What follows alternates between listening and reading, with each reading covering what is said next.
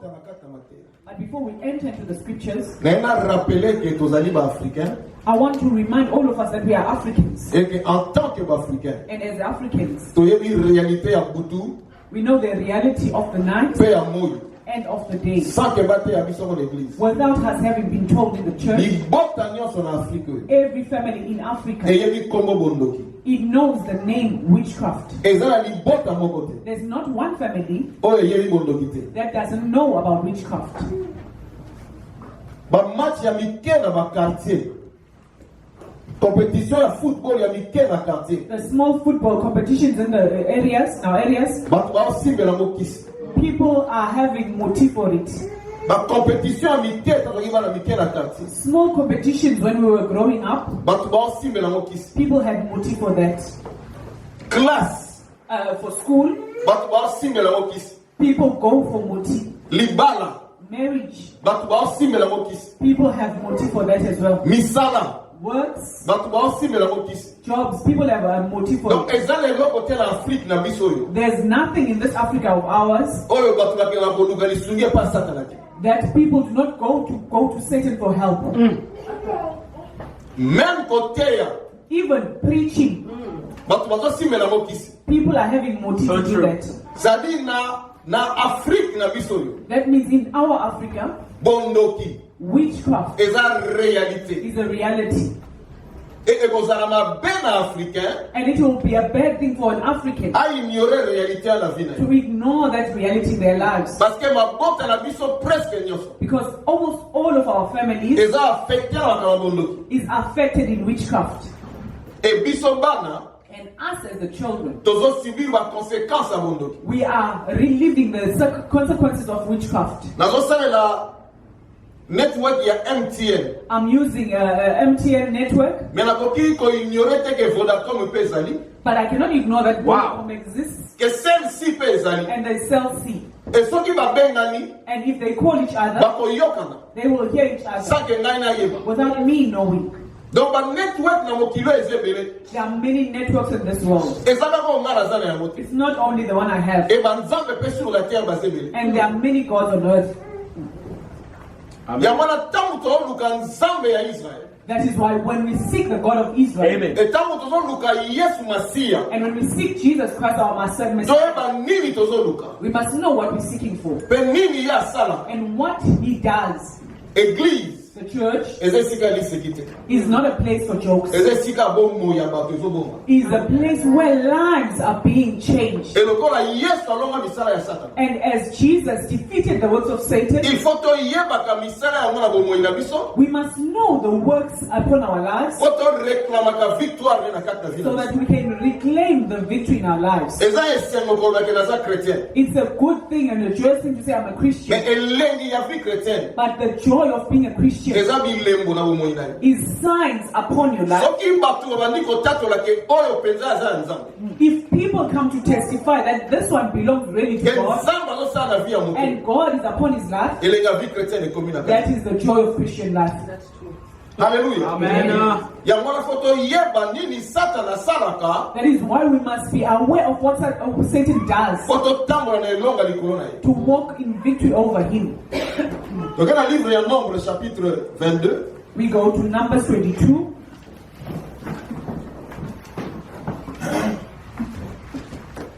À partir ya 1 tina 6. Numbers 22, 1 to 6.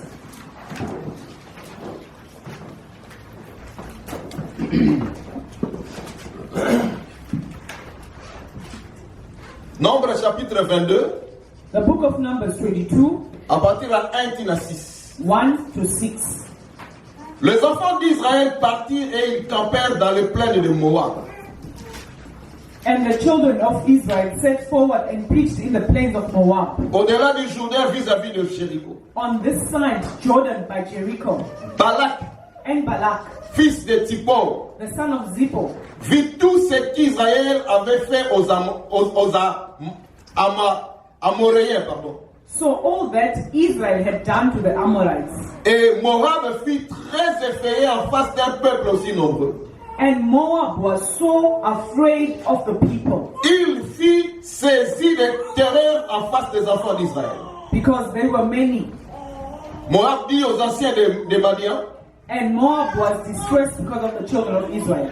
il dit aux enfants de Madian, And Moab said unto the elders of Midian, cette multitude va dévorer tout ce qui nous entoure, comme le bœuf broute la verdure de champ. Now shall this company lick up all that are around about us, as the ox licketh up the grass of the fields. Balak, fils de Zippor, était alors roi de Moab. And Balak the son of Zippor was king of the Moabites at that time. Il envoya des messagers auprès de Balaam, fils de Beor, He sent messengers therefore unto Balaam the son of Beor, à Pétor sur le fleuve dans le pays des fils de son peuple, to Pethor, which is by the side of the river of the land of the children of his people, afin de l'appeler et de lui dire, to call him, saying, voici un peuple sorti d'Égypte, Behold, there is a people come out from Egypt. il couvre la surface de la terre They cover the face of the earth, et il habite vis-à-vis de moi. and they abide over against me. Viens, Come now, je te prie, I pray to you. maudis-les, ce peuple, maudis-moi ce peuple, Curse for me this people, car il est plus puissant que moi. for they are too mighty for me. Peut-être ainsi pourrais-je le battre et le chasserai-je du pays. Peradventure shall prevail, that you may smite them. Car je sais que celui que tu bénis est béni, et celui que tu maudis est maudit. For that he whom you bless is blessed, and he whom you curse is cursed. C'est très simple à voir It's simple to understand et à comprendre. and understand Oh, Toticotan. what you just read. Israël, Israel, innocent, they were innocent. va délivrer un ensemble. He was delivered by the hand of God Wakene la terre promise. to go to the promised land. Avant dit pendant 400 ans na Boumbu. They were 400 years in slavery. Atumbola mutute. They never provoked anyone. Yende bakanga. He was the one who was enslaved. Zamba délivré. God delivered Israel. Et na nzela na ye pona ke na kana. And on the way out to go to Canaan, Ba ekomi koyokana. there was echoes being heard Que Israël that Israel a commis délivré was delivered, et azokende na bénédiction na ye. and they are walking towards their blessing. Ba yebana na Balak te. They didn't know Balak. Israël a yebi kutu Balak te. He didn't know about Balak, Mais Balak but Balak, a senti rango ke ekomi danger pour na ye. he felt that it was a danger for him. Sawe Israël The news about Israel, alingi yango te. he didn't like it Parce que ye azalaki pe na temps na ye. because he had his own time. Azalaki pe korenye na ndenge na ye. He was reigning in his own way. Ba yebaka ye pe na ndenge na ye. He was known. Alors a refusé He refused na territoire oyo ayebana. for the territory in which he is known, Epai oyo apesaka ye valeur. where he is valued, Mutu mosusu ayebana sur place wana. for another person to be known in that place. Il faut tika na ye moko. He was supposed to be hid by Alors, himself. lokola Israël bimi, And as Israel went out, il faut asala nyonso he was supposed to do pour everything Israël ekweya. for Israel to fall, Ye a continué kozala likolo. for him to remain above. Somo ya Israël The fear of Israel, ebangisi eke ya kosila valeur. he feared that he will be of no value. Kombo na ye kosila His name will be finished, epi akozala sous puissante. and he will no longer be powerful. Et akesala choix And he made a choice ya nganga ya mokete. to locate a big Sangoma. Donc nganga kena koluka The big witch he sought, aza sur na nganga wana. he was sure of that witch, Ke soki ye aye koluka. that if that witch curses, Koloka na ekokoma réalité. that curse will be active. Et je crois que ezalaki mbala liboso te. And I think it was not for the first time. Et quand ozala habitude na ye depuis quand. It could have been his habit. Mais malo est tombé dans Israël. But this time it affected Israel. Bien aimé dans la vie, In life, ces choses existent. these things exist. Et ça, on a dans la vie. It happens in people's lives. Sautant ensuite deuxième verset, Let us read the second verse, dans le livre, il y a 1 Samuel, the book of 1 Samuel, chapitre 17, 1 Samuel 17, verset 42 à 44. 42 to 44. 1 Samuel 17, 1 Samuel 17, 42 to 44.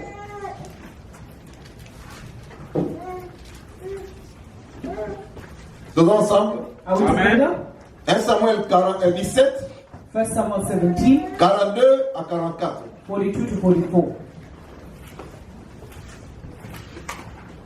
Le Philistin regarda et lorsqu'il aperçut David, And when the Philistine looked about and saw David, il le méprisa, he disdained him. ne voyant qu'en lui un enfant blond et d'une belle figure.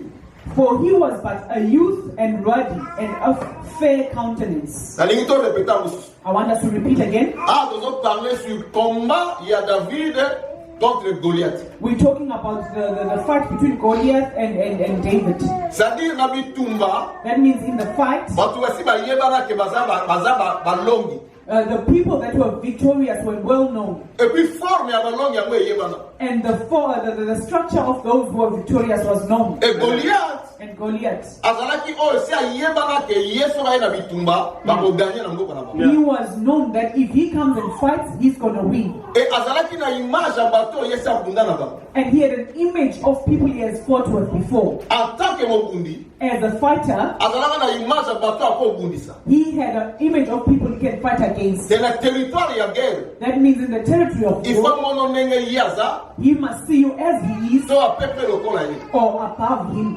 Mais ntango amoni David, When we saw David, David aza différent. David was different. D'abord aza nanu jeune, Firstly, he was youth, et puis aza kitoko. he was young and beautiful and handsome. Biloko mibale. Two things, Aza jeune young et aza kitoko. and handsome. Lelo okozala jeune po okoma esika mikolo baza eza problème apasi. Today, if you are a youth and to reach the old age is a struggle. Kokoma esika mikolo bavandi babongisa vie. Or to reach a stage where elders have reached a stage and that they are seated. Kokota na cercle ya bato babonga. To be in the circle of successful people. Ko accéder na baposte minene na musala. To do great things at work. Soki oza jeune, If you are young, eza problème. it is a problem. Même kobanda ministère, Even starting ministry na makambo ya nzambe tozoloba. in the matters of God that he's speaking Soki about. obandi sika, If you start afresh e oza mwana na kati ya mikolo na mboka, and you are a young person among elders in the city, okokutana mpe na bitumba. you will meet fights. Na domaine ya business, In the domain of business, soko oza magasin ya sika, if you are a new shop, okokutana na bitumba. you will see fights. Eloko nyonso ya jeunesse, Everything that is done, ekutana eloko nyonso ya jeunesse, everything that is new, ekutana na bitumba bato babanda avant. it will meet obstacles of people who have started before. Ezodépendre na bato yango ndenge bakoagir contre yo. And it depends on those people how they will react towards you. Kobanda eloko mbala liboso, Starting something new, eza facile te na vie. it's not easy in life. Parce que eza na bitumba. Because it has many fights. Yo oza na bonnes intentions, You have good intentions, oza na motia mabe te, you don't have a bad heart, et oza na talent na yo. and you have your talents. Mais bato baza liboso, But those who are in front, bakosentir lokola baza menacé par talent na yo. they will feel that they are being provoked by your talents. Alléluia. Amen. Sans que yo yeba, Without you knowing. yo oza innocent, You are innocent. yo oza na talent na yo, You have your et talents, bango baza contre yango. but they are against you. Et soko olandi France bien, And if you follow well here, bazotanga baqualité ya David. they were reading the qualities of David. Azalaki blanc, azalaki kitoko na elongi. He was very good looking. Donc kitoko ya mutu, And the beauty of someone eza pe problème na mokili oyo. is also a problem on earth. Nzambe apesi yo kitoko, God gave you beauty, et puis ozwi soin ya kitoko na yo. and you take care of that beauty. Ekokreelo problème mpe na bato. It will cause problems among people. Monde eza ndenge wana. That is how the world is. Olati kitoko, You dress well, to olataka kitoko, or you are well dressed. ekokreelo problème na bato. It will create problems. Eloko nyonso eatiraka bato, Everything that attracts people. ebendaka mpe bitumba na vie. It also calls forth fights in your life. Et David, And David, ntango aye na combat, when he went into the war, ayini ye nanu d'abord he was hated at first à cause ya apparence na ye. because of his appearance.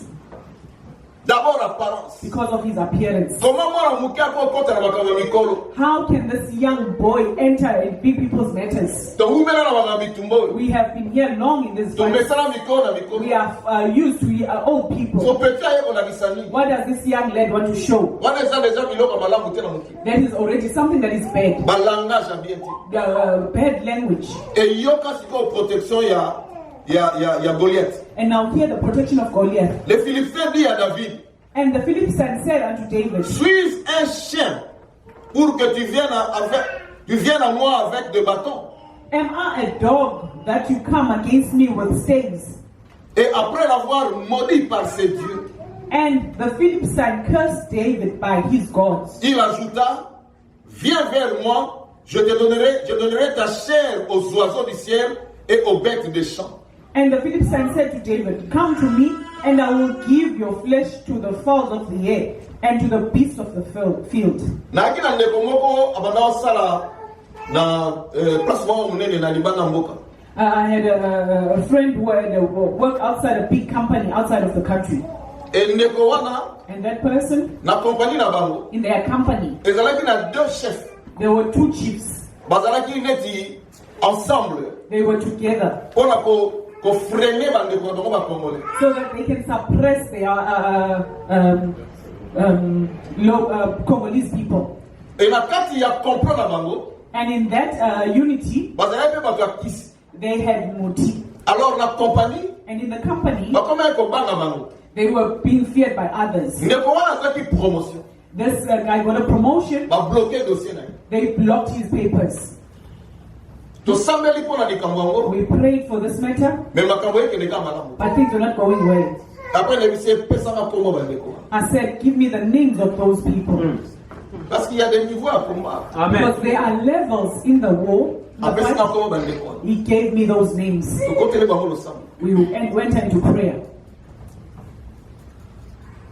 Moto atiaka bango pression na mosala. The people were putting pressure on them at work, Oyo ayebana ke aza danger na kisi. that he was known that he had a big motive. Ntango tobandi osambela contre motema mabe na ye. When we started praying against their papers, Alibere dossier ya ndeko. to liberate the papers of this guy, Tipu wana alekana liboso ya office ya mwana na biso. he went past the office of this guy. Abeta libaku na karo. He stumbled and fell on a tile. On a Normal tile. flat tile. flat Flat tire. tire. Flat tire. Libaku na karo. He stumbled on a tire, Me epesi makelele. but it made a noise. On dirait eloko etuti ye. It's as if something hit. Amata likolo akwea na se. He went up and hit bottom. Apasu kotelema te. He couldn't stand anymore. Esengi babenga ambulance. They needed to call an ambulance. Ambulance eyeba te na ye okuta. And the ambulance came, they took him to hospital. Après wana, After that, ntango baye so na office, na ndeko mosusu atikala. when they came, the other guy was left behind in the office. Ayebisa lui ndeko. He said to him, brother, Toswanaka na normal. we always have our conflicts. Yo komozo bakisi eleki ya biso. But you come now to have Muti above My others. God, my God. Si sa compagnie. You will finish off the company. So bandoko mabato seke okomi mabe koleka. If you come to kill people, it's going to be a bad thing. Ozana lugene. You are still young. Tika niveau bakisi oyo. Leave this Muti. Po okeluka malolo. Because what you saw Il est this time efficace. is strong. Et type wana déjà na parti hôpital. And that guy already in hospital, Apesa mibeko kwa makamuna yebo. he gave order for his things to Ba submit, libérer dossier à frère ake. to give him the paper so that he can go. Pourquoi? Why? Parce que même na misala, Because even at work, bato bavanda na bakiti wana. those people who are above others, Balinga kolonga te. they don't want to go out. C'est soki bamoni yo jeune obandi. And they see you a young, a step, Bakoyi koluka yo kutokufa. they even can seek you to die. Bien aimé vie. Your brethren in life, Makambo tozomona. the things we are seeing Eza na molili pe na kati na. is also in darkness. Eza na makambo esala makasake toyeba. There are things that are happening without us knowing Oyo esala ke yozala na kozanga, yozala na kokelela. that cause you to lack Parce que mitema bato ekese. because people's hearts are different. Totangi Goliath. We read about Goliath, Totangi Balak. we read about Balak Totangi Balaam. and Balaam. Me bazalaka musika te. They are not far off Na vie na biso. in our lives. Balak. There is Balak, Balaam. Balaam, Na Goliath. and Goliath. Bazalaka pepe na biso. They exist close to us. Et bakozala mpe bamembre ya famille na yo. They could even be your family members Parce que motema ya moto because the person's heart, toyebi ya moto. we do not know it. Yesu aloba Jesus said, moto a person, akozala na banguna kaka na libota na ye. he will have enemies even in the family. Haleluya. Amen. Akozala banguna mpe na libota na ye. He will also have enemies within the family. Donc bato tozotanga And the people we're mentioning, bazalaka musika they te. are not far. Baza mpe pembeni They are close na vie na yo. in your life. Peut-être oyebaka pe te. Maybe you do not know. Mais soki vie na yo eza kotraîne But if your life is not progressive, is not successful, you could be a victim of these things without knowing. Witchcraft exists. There are many people that if I get to receive Jesus, I am protected. It's not bad. It is a good thing. But I want to tell you, but Apostle Paul, he died. Hallelujah. Amen. In the faith he had, he died like everybody.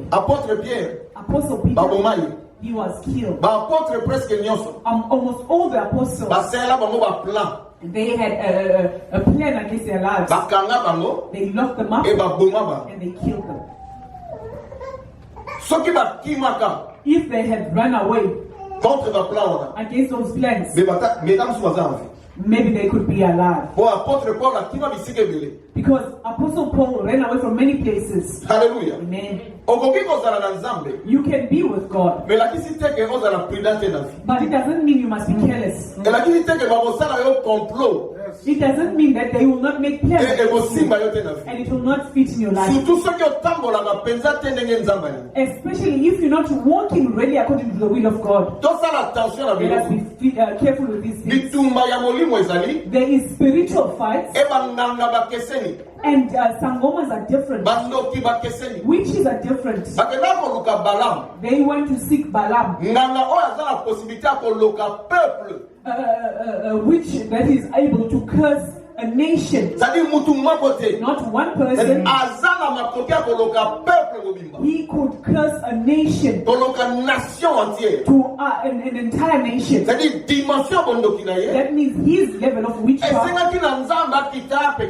it needed for God to intervene and forbid him. Because witchcraft has levels. Muti has levels. And if you're not careful to take care of your life, it will be a struggle to live in the blessing accordingly. We are in a world of fights, and Satan is doing everything. He's also established. He's reigning, he's ruling. If you don't have the abilities, you will mention the name of Jesus, but you will not see his hand upon your life. And before you see the hand of Jesus, or before you see the hand of Jesus, it will take you so much time to see a blessing. Because Satan exists. We are in a world of fights, of battles. We are in a world of battles. It doesn't mean that because you belong to God, Satan will fold his hands. He said, okay, go ahead and succeed. As you are out of my control, go up. The world is a battle world. If you want to succeed, know how to fight already. Because you will meet fights. Fight is everywhere. Hallelujah. Amen. The manifestations of these things in a person's life, if you have people that have hated you, that people have made plots against you, or have cursed you, you will live in weakness in your life. Your life will be weak. Your life as a person, it will be a weak. Regarding spiritual matters, even naturally, many weaknesses in people's bodies is the effect of being cursed from afar, or cursed from clear. It weakens someone's life. You will experiment delays in your life. That means you are moving, but in relation to other people in your generation, you will be a bit delayed, and you will see it, but you will not have the ability to stick with the times, or before the time. Hallelujah. Amen. You will have a life of failures. You do things, Mais bon, tu as un résultat bien. But it doesn't give good results. Même des fois, on a comme une porte, il y a succès. Even when you get to the doorway of success, that this thing is so close to being realized, something will come. You see, you go back. Not once, not twice, but it will be continuous. Until your conscience will stand. Why are things going out of my hands like this? It could be marriage. You are beautiful. And if men see you, they get weak. They love you. But when it gets to the point of making an engagement with you, something will just happen. You see it finished, and it gives you anger, and you refuse because you are sure of your love. And the time is going. The face is changing. The body is changing. You are going out of your youth to go into a life of delays. You will walk in a life of defeat. Even people that cannot win over you, you will be defeated. Because there are zones that are cursing your life from far. They have already declared over your life. And they look at your life. I said Goliaths. And Balaks. And Balams. They are not far from us. Some of them are close to us. And they greet you. But they are surveying if the things they have planned continue in your life. And you see them as your best friend. If you have a problem, that is where you go. Look what I'm going through in my life. I'm at my end. They will even send you to the witch doctor to get you good. They could be a good advisor, but the advices they give, it doesn't go far, because they know what they pronounce against you. And you also as a person in your life,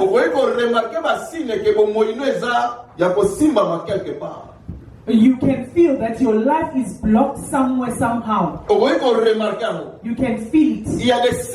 There are signs that happens in people's lives. That there is an authority that is deciding over your life.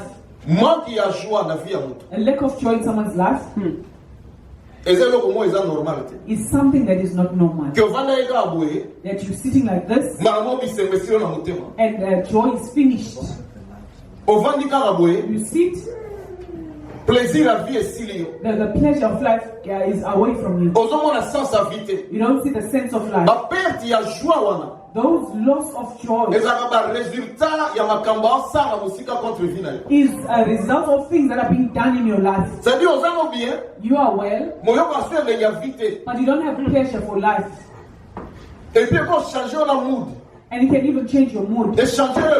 Change your face. You contaminate others with evil. With they will greet you. You don't greet people well. The house is in a joyful mood and you enter, you give a bad mood. When people are laughing, you went in anger.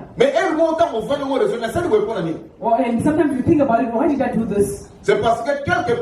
Because it's because somewhere they are controlling your life. It's signs that if you notice them in your life,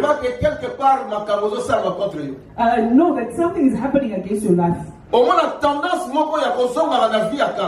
You get a tendency to go back to reminisce about the old life. You take a decision to change your life. And you change your life. But there is that thing that comes to bring you back in that old life. It's what happened to Job. Job alobi il a tina te abotia plaisir na nzambe. He said, Job said, there's no pleasure in putting your pleasure to God. He didn't know that those places he used to go, it was not good places. Even as he was praying, he didn't have good surroundings. And a bad surrounding, it will bring you to those people's things. If you are alone, surrounded by bad people, you will get their habits if you do not defeat them. The tendency to go back to the old life. You were smoking dacha a long time. You left dacha, but if something small comes, that need for dacha comes. I must just drink dacha to feel well. I just need to smoke. It's not you. There's a bondage that is claiming you back. Especially old music. Brethren, we are born anew so that we might praise Jesus. Praising God, it has good results, especially in our lives. But it will come in your life. A great desire of the old songs when you were not born again yet. And those times, the things you will think about of that time, it is things containing the sins that you have left behind. But it is a pressure coming from far to pull you back. You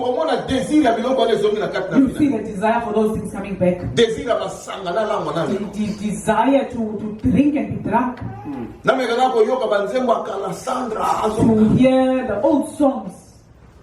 Hallelujah. Amen. Go back to those things.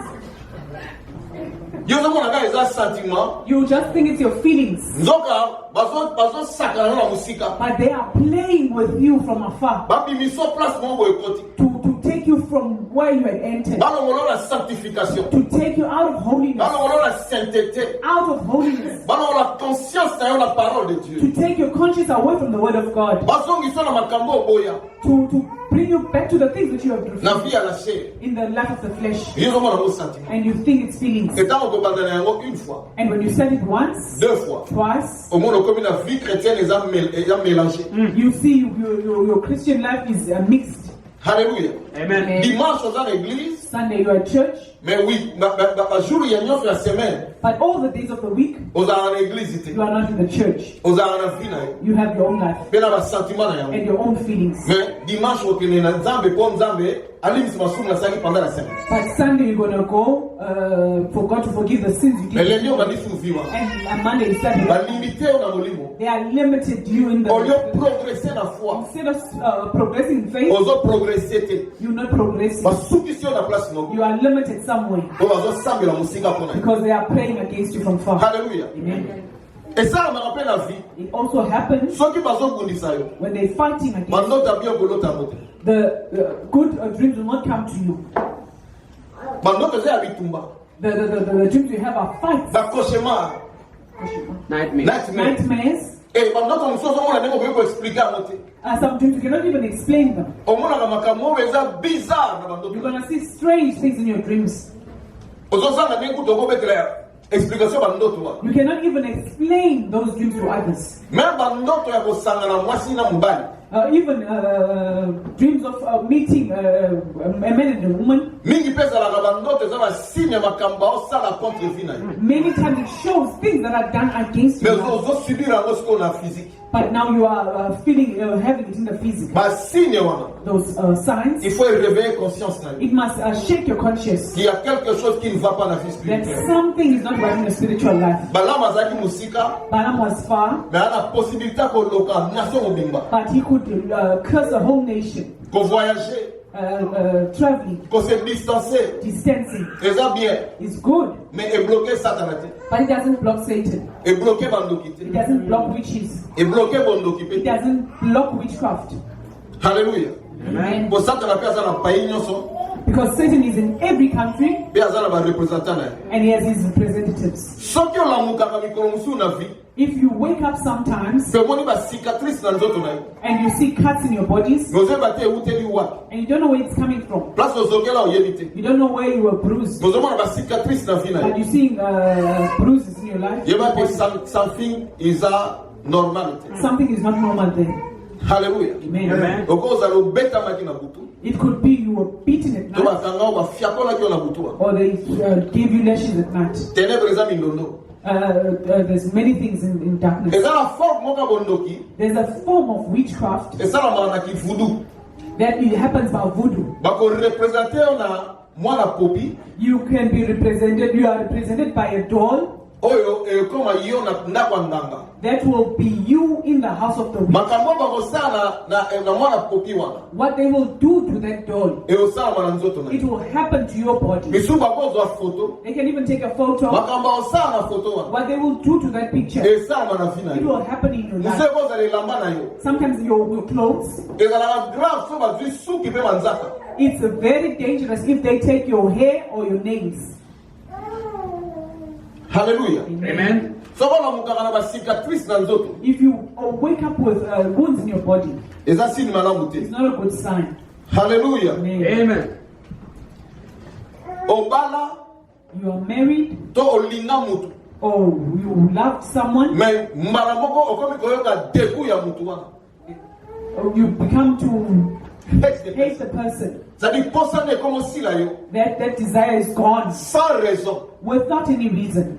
You don't have a valuable reason. But that hatred comes. You don't like that person. It happens in many marriages.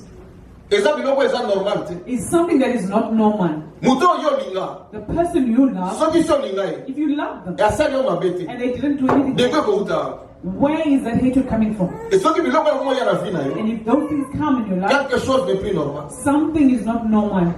Sometimes the disturbance of divorce or an attack of Satan against your life.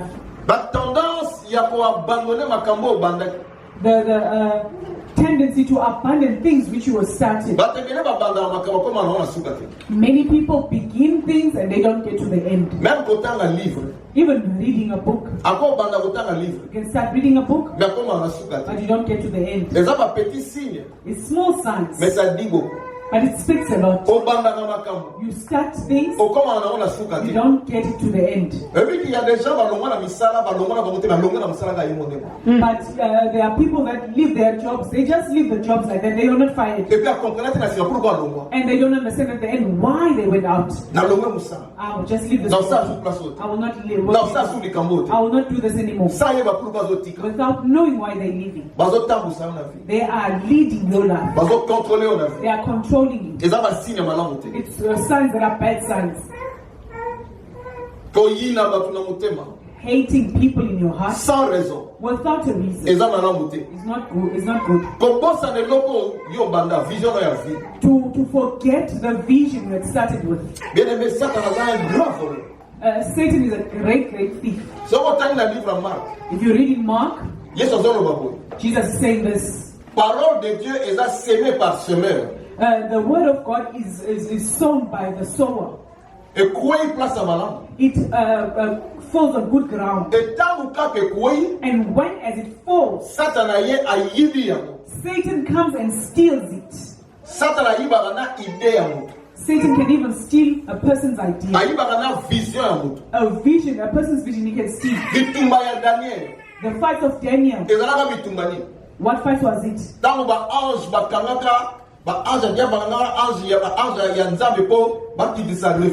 When the angels, the evil angels were blocking the angels of God from coming down. It was the fight against the message of God.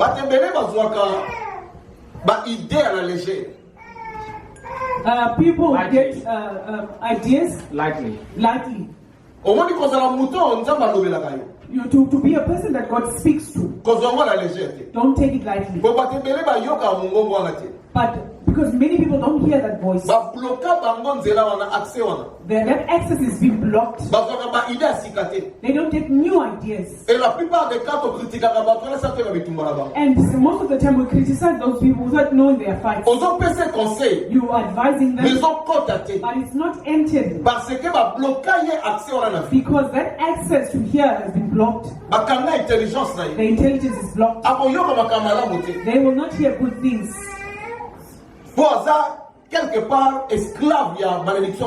Because somewhere, somehow, they are slaves of something.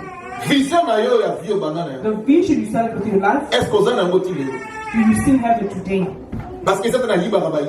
Because Satan steals people's ideas. Vision he steals. Especially those who talk a lot.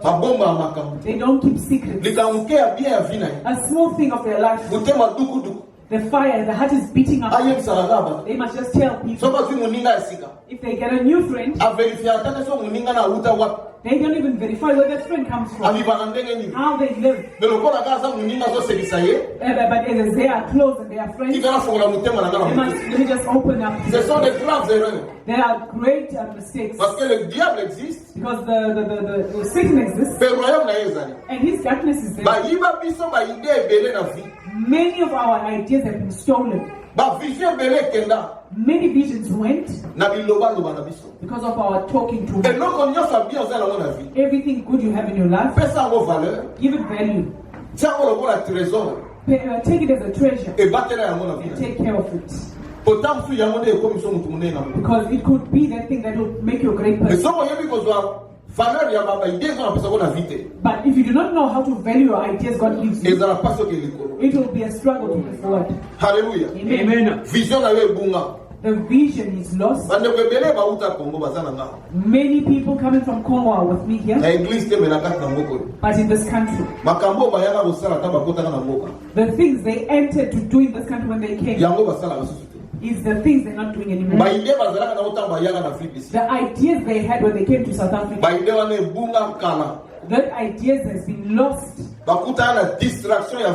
They entered into the distraction of the city and the curse of the country, surrounded by bad people, and the vision gone. And if the vision is gone from you, for it to come back, it takes time. If you have something of God in you, if not, you will become a certain person instead of the one you're supposed to be in your life. Taste for things that are nonsensical, not important. Instead of your life focusing on important things, you're concerned about things that are not important. You see someone married, but they have pleasure in being in bars, coming home late, to make the children and wife unhappy, and they see as they have. That means the head is disturbed. The priorities of life that will make them enjoy an old age of happiness, it has been taken away. They change their priorities. They don't know. They see themselves as good. They are happy in the shibin. With friends, they are happy. But not in his house. Because he's blocked. They are not normal. But they see themselves as normal. It's a shame. Many men are married. And sorry? And he has friends that are also married and they are serious. And he's showing a girlfriend. And he thinks they see him as being the guy. But he has been given a name by those friends. The friends is showing you. They have their marriages. They are rearing their children. He is turning around. He never goes up without knowing. And if they take everything, that is when they will start living a life of unhappiness. There is no one who is without an enemy.